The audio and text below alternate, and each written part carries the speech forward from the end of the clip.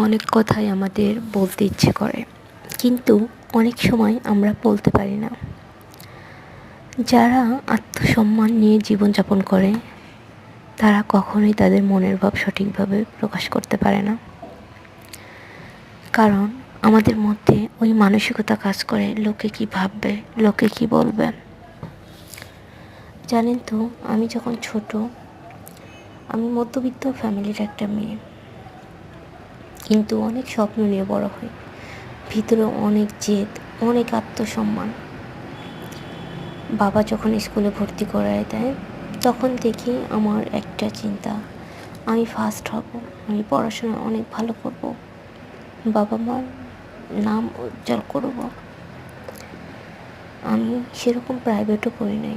বাবা ঢাকা থাকতো, আমাদের দুই ভাই বোনকে পড়াইতো।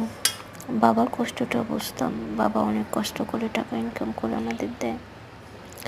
বড় ভাইয়ের সাপোর্টে ভাই আমাদের পড়াইতো, পড়তাম। আলহামদুলিল্লাহ ভালোই রেজাল্ট করেছি। তারপর যখন এসএসসি দিলাম,